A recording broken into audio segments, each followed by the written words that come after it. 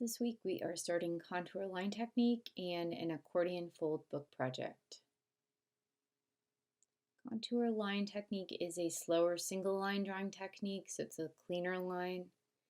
You vary your line weight in response to the contours or three-dimensional form of your subject.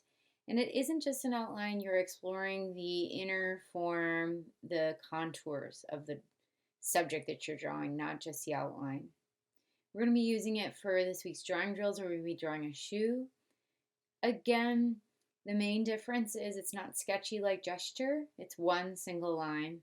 And using a soft pencil like a 3 to a 6B I think is helpful. So I've just selected a shoe and I'm jumping right in. As my eye follows the form, my pencil is moving. So the big challenge for contour line is slowing down. So as your eye moves across the form, you let your pencil move with your eye.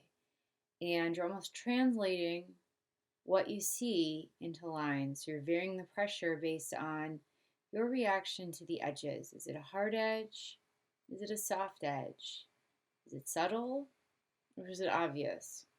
If something's a harder edge, you might use a heavier line. If it's something that's subtle, you might use a softer line.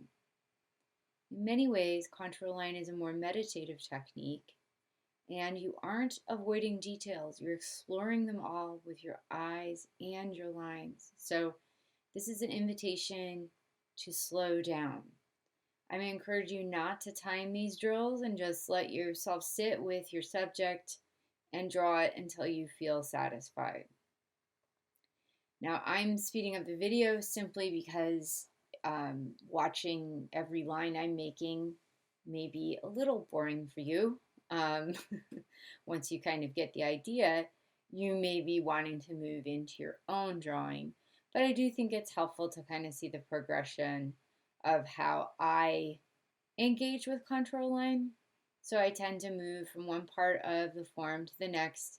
And again, if I'm seeing a subtler line like on the bottom of the shoe where there's a planar shift, meaning a change in direction of the plane, I'm using a lighter line versus the edge of the sole of the shoe. I'm using a pretty heavy line. I'm also using a little bit of a light line on some of the stitching, but a pretty heavy line on the edges of the detailing of the shoe.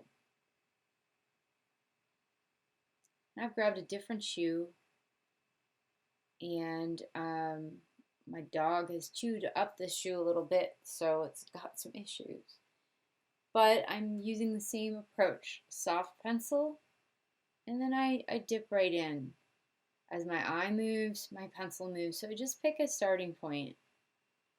Unlike gesture, your aim is for a single clean line. Some of you may have heard of something called a continuous line contour line drawing. You don't necessarily have to do that unless that's something that you like doing. That technique, you're using a single line and you never pick your pencil up. I tend to do more of a sustained contour line where I allow myself to pick my pencil up. Next week we will try in the drawing drills a couple other techniques. One's called blind contour, where you are only looking at your object, not at your drawing. But for this week, I think feel free to shift back and forth. So again, you can see on this shoe, this boot, some of my lines are lighter, where maybe a seam or edge is more subtle, and some of my lines are darker. There is no one perfect way to do a contour line. It's like a signature. Everyone's going to be different. Another thing to consider is an implied line. I did a few on the tongue. It's a line that tapers off and picks up again. So when you're seeing an edge that kind of tapers off, you might want to try one. Next up, Accordion Fold Book project. So we're going to be making accordion fold books for our next project. To create the actual format, you're going to be taking a sheet of your large drawing paper, measuring 6 inches from the bottom, and I would do that on the long side.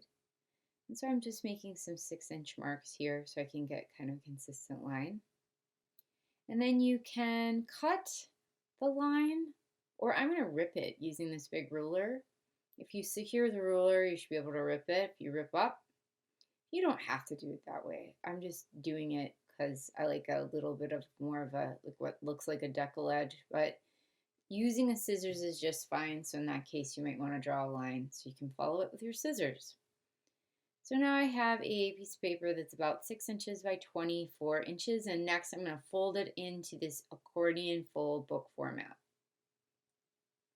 First, I'm going to fold this in half. So I'm going to match the edges as best I can and give it one crisp fold. Then I open it up.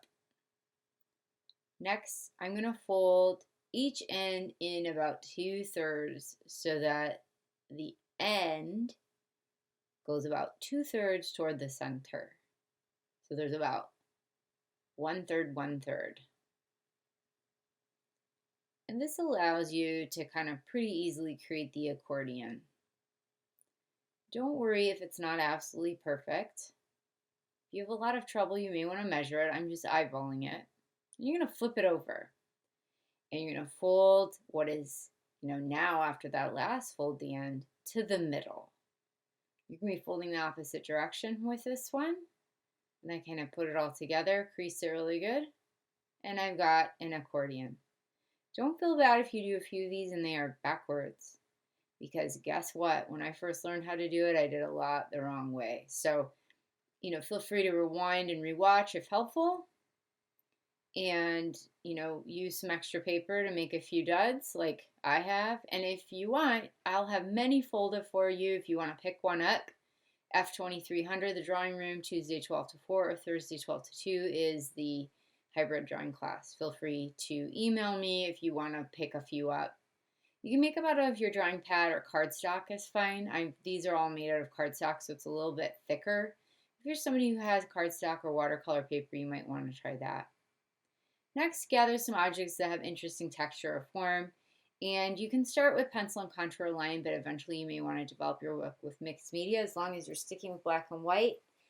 And we're going to work on this for 2 weeks. There's an assignment sheet on D2L that has a lot more detailed information.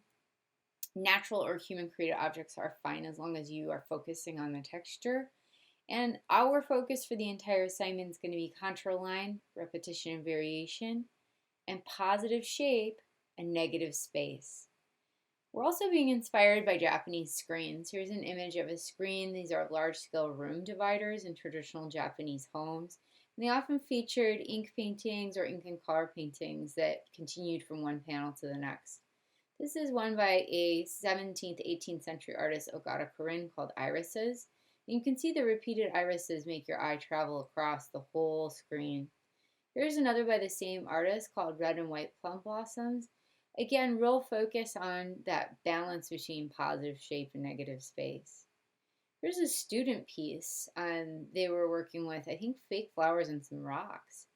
You don't have to necessarily do natural things. I've had lots of people work with like old watches or jewelry or crystals, well, crystals are natural, but it doesn't have to be flowers necessarily.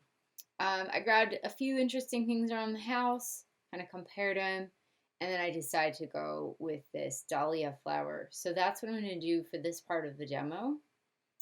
We're going to begin by doing some contour line work with this subject, repeating it and varying the angles that I'm looking at it, the scale that I'm drawing it, so bigger or smaller, and sort of the direction that I'm working from. So I'm even moving the book around. I think this is a good time too to spend some time studying your subject and really thinking about different ways of looking at it and allowing yourself to take some time with it. So if you really don't like this book, you don't have to worry, you can do another. You can turn in multiple. A lot of times people are a little uncomfortable with this because unlike the last project, we're not doing a thumbnail drawing, we're just jumping right into it. And during the week, I'll post other student examples of old projects so you can see that there's a wide variety of ways to do it, not just this way. Suggestions I have that I think make a more fun experience for folks. Change the direction you're drawing, overlap or touch edges, overlap one shape of your subject over another. That can give you a sense of depth. And just allow yourself to have some fun. I first learned about this project in a teacher's workshop. They literally sent us out in the woods and made us gather stuff, come back, and start doing contour line. And so it was literally like making a composition out of just nothing. It's not like we had a plan. But we were thinking about, as I said there, how do you guide the eye from one part of this format to another? The other nice thing is it's portable, so you can fold it up and you can take it with you. Next week, we will be covering adding value to the book and mixed media. So I'll have more examples and ways of developing mixed media. Your upload for this week, your 2 drawing drills of shoes, so using contour line.